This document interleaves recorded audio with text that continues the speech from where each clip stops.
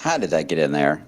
That had to have been a mistake. There is no way I would have a countdown to winter already. But in case you're wondering, it's 269 days away. If that helps, Maybe it doesn't help on a spring day. That's gloomy at least, but hey, you got something to look forward to, snow lovers. And no, we're not going to get into the discussion on snow chances in our short term. Not yet.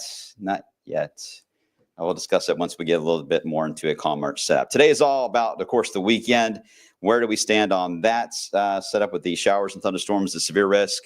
We've been tracking this for a while, so we'll get a little bit more data today to at least focus in some of the thoughts we've had already on the system.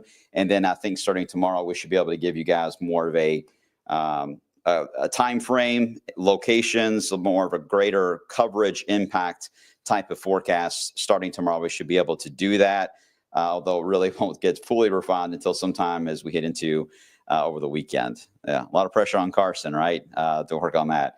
But we'll be here to help out. Don't worry. Once we get into next week, an alert day is out already. It's a stormy setup that may feature multiple rounds of thunderstorms, and therefore we could have multiple alerts issued next week. I'll cover that as well coming up. So a lot to cover today, and I'll try to keep as brief as I can. Because I know you're trying to watch your TV shows or whatever the case may be. You're trying to eat lunch. I totally understand that. You don't want to hear me ramble.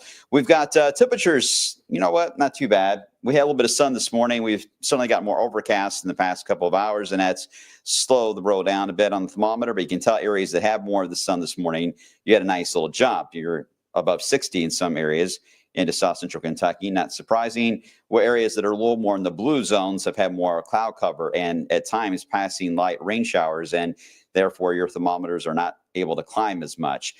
Louisville is always the case. We're right on the edge of that. We will likely stay into the overcast setup for the rest of the day.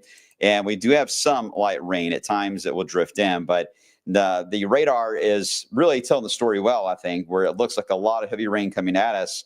Even looking at the intensity of the radar, and you just start to lose some of the colors as they get a little closer because the area is drier in our area. So the bases outside of the clouds, all I got to do is look up, especially if they're way higher than the buildings in downtown Louisville.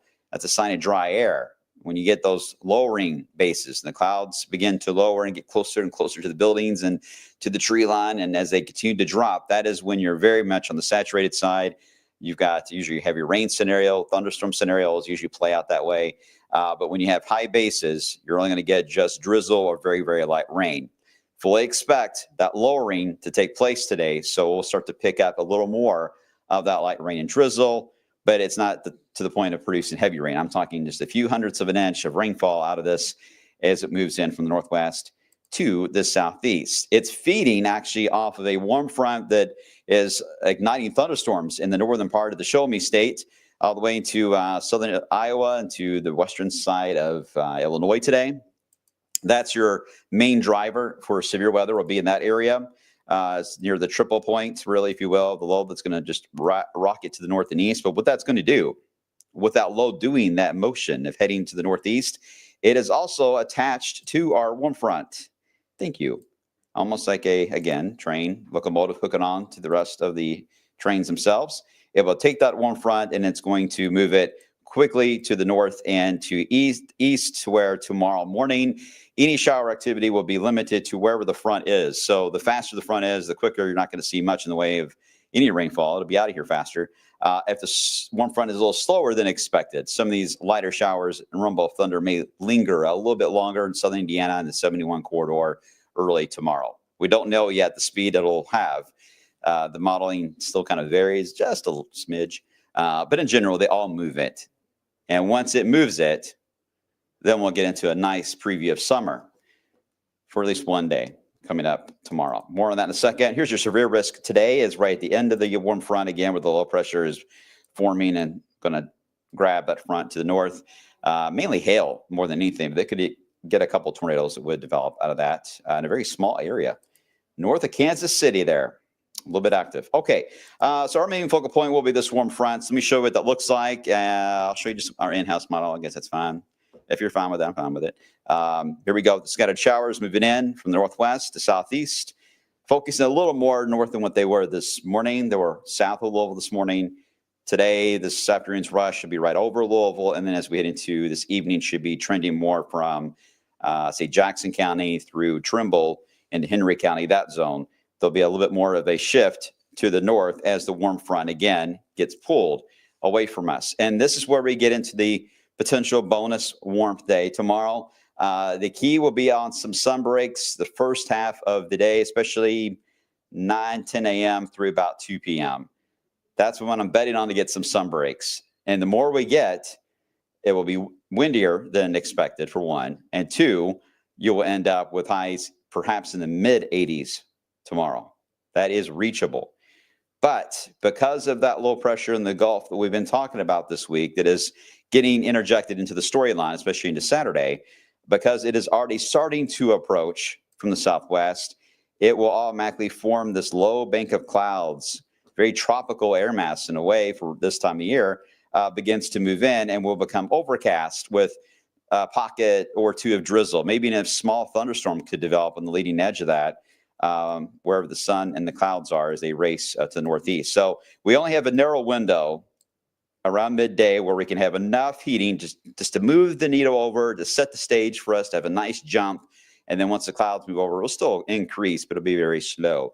So putting that idea together, we're still thinking about 81 for a high tomorrow. What will change that will be the speed of those clouds in the afternoon. Slower than expected, be a full-on summer day. Faster than expected, 70s. Either way, we win on the temperature side tomorrow. The humidity will go up. This is originating around the Gulf. So this is going to bring in a little bit more, again, of that tropical feed of moisture that we normally don't see this type of amount this early. That will allow for a more humid feel outside. And when we head into Friday night, even Saturday night, the thermometers are not going to drop very much. We'll be stuck in the 60s for lows, maybe mid 60s for areas around Louisville before we get to the stormy weather on Sunday. So your ACs may kick on here, but you won't need the furnace the next couple of days with this kind of a setup. Again, more humid. If your dry skin's been bothering you as of late, that should alleviate. Hopefully your allergy, or at least your asthma, will help a bit. Not as dry for your sinuses, so hopefully it'll help you feel a little better. Anyway, I digress. I was excited about 80s and totally forgot where we're going with this. Oh, yes, the weekend setup. Well, when that low from the Gulf gets a little more established, that's when we start to see more of the rain ignite with that. It takes a bit of time. We get the clouds first, then move in tomorrow to try to ruin our 80s. That's way in advance of the core of the system. That will begin to move in on Saturday. But I tell you what, it's not going to have the circular low pressure spin that we're used to seeing with low pressures that this actually is at the moment on the western side of the Gulf. When it moves in our area, it will become a little more elongated up and down. What we call an open wave type of trough. It will just basically fizzle out right into the region, but we don't know what shape it will have when it does the open wave idea, but that shape will determine how the showers look on Saturday and especially into Saturday night. So just kind of a heads up if you have Saturday plans, not saying cancel them or anything like that. I'm just telling you right now that if that low pressure ends up stretching out cotton candy right over Kentucky in the heart of our area, it will be a little bit more on the rainier side, especially Saturday night. Could be a steady rain, in fact. But it all depends on how that evolves. Still working on that. We don't have all the data on it, but at least give you a heads up of where we're going with that forecast. And then at the very end of this model, you see the Cape building. This is fuel ready to go for Sunday severe. And what is remarkable about that is look at the fuel that is building into Missouri, but look at the clock. 5:30 in the morning. Why is that happening? Moisture. Moisture levels, dew points begin to surge yet again. We already get a nice little bump up thanks to this low moving in tomorrow to give us that summer feel in the air. But as we head into Sunday, this is really humid air for this time of the year. Dew points of 65 to 68 potentially in range with this kind of tropical air. That's not what you want to have in a severe weather setup because it, again, removes the idea of needing the sun to create high values for severe weather. So even if we stay cloudy, this amount of moisture coming in is going to be the catalyst to trigger the storms along with the actual front itself moving in. Now, what if we were to get sun on Sunday added into the mix? Would that make the case worse? That goes without saying, yes. Sun would be bad on Sunday. That's the easiest way to word it. If it's 3 in the afternoon, it's bright outside, and we still have severe weather coming. You feel that humidity outside. Not a good thing. It means it's probably going to be a very busy Sunday evening for us. But even if it were cloudy all day, I got to stress, it's the moisture and dew point surge that is going to destabilize things and make still for an active night for us, it looks like. All right, so I do have at least a gameplay here I'm going to show you all. This is the Euro idea on how that will play for Sunday. I think the showers that are this is the wave, by the way. Look how it elongates into a solid, looks like a front, right? Elongates out east of us.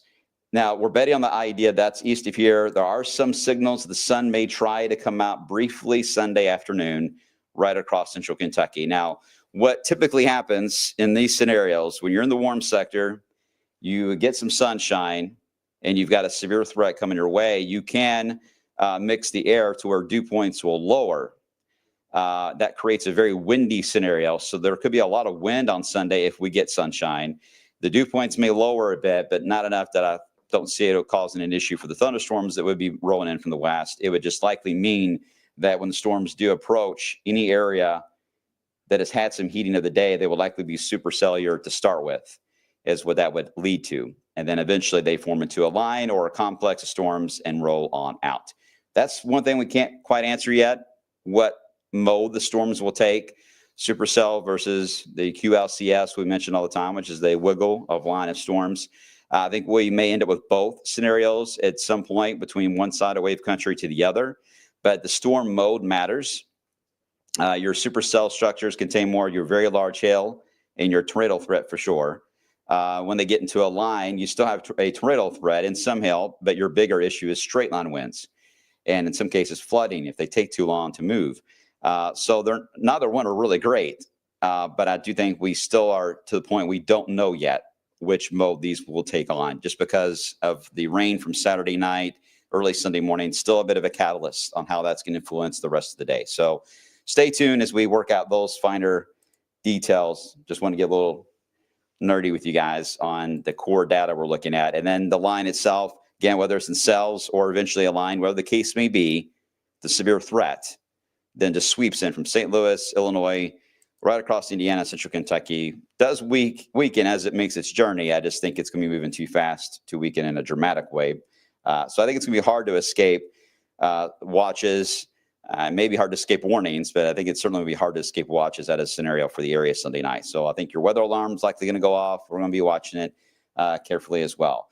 Showed you yesterday some of the data, I think it was yesterday, that we get from the NSL learning machine module where it can even predict the odds of a different category of severe. Right now, technically, it's a slight that we would be under that is out. Let me show you what that looks like. That's the typical slight when it's beyond day 3. They don't break it down in more specifics just yet because it's a day 4 event. Tomorrow will be the first time they will be able to break it down a bit more than what they've been able to do so far. But it's a general slight risk in the area now. But still, looking at the machine learning modules, this is the risk for an enhanced risk, a next level up potential. I still like where this is being outlooked across areas of southern Illinois, perhaps into southwest Indiana, into Arkansas and West Tennessee. That spot still looks like just isn't a bad area to allow for the least amount of influence from the rain from the night before. But also a better position south of that low, a little bit more sunshine will come into play for them too. But need to watch it because if we end up with more sun than expected, then this will all shift a little more north and east than what is currently drawn. But I like it still southwest of us right now. I think that makes much more sense. All right. Any questions on this particular scenario, this particular one? Not anything after that. Hi, Adam. Hope you're doing well. To travel to Terre Haute on Sunday, will be okay to get back before dark. In Terre Haute, it's going to be tough. They'll be forming near sunset, about an hour or two before sunset. They should already be popping and may already have a watch out in that area. So I would just pay close attention, Adam. And depending on how things are going on Saturday, if you're able to leave in enough time as the watches, or I'm sure you're a weather junkie. You know when those mesoscale discussions come out from the Storm Prediction Center, right? So as soon as you see those hints that something's about to get issued, I would start your journey at that time. Okay. Let's see. Hey, Todd, how you doing? So we're doomed. No, we're not doomed. We're not doomed. Let's see. Hey, Brandon, do you think SBC will upgrade us in the next category? I don't know. I'm just showing you what the data they're looking at on the upgrade potential on certain threats. This is, not anything anyone's drawn. This is AI basically creating this data, but it's fun to look at and watch and see what happens, right? And pay attention to it. And right now, I think the threat is a little higher. Still in that spot we've been watching. Southeast Missouri, Southern Illinois, Southwest Indiana, West Kentucky. That is still a spot that seems to be, just due to timing, could get the worst of it, but we're going to be very close to that zone, especially those of you near and west of 65 will be very close to that zone. So we'll have to watch it. I think there's a lot of questions I can't get to, but I think everyone understands, right?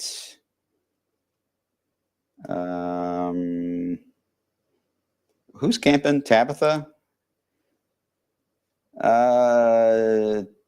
Camping in a park tonight is weather there. You're fine tonight. Tonight at O'Bannon, it's more of an issue just of spotty downpours and showers in a few cases, but there's nothing severe ongoing, so you're fine for tonight. All right, so we need to cover next week because that has at least one day that is flagged right now for an alert day setup as we get into next week. I'm going to cover that for you guys. Give me a chance to load that up. Hey, it's going to be another moment of drawing with Brian. Yes, I got a draw to explain this one. Going to do that. 30 seconds. Hang tight, guys.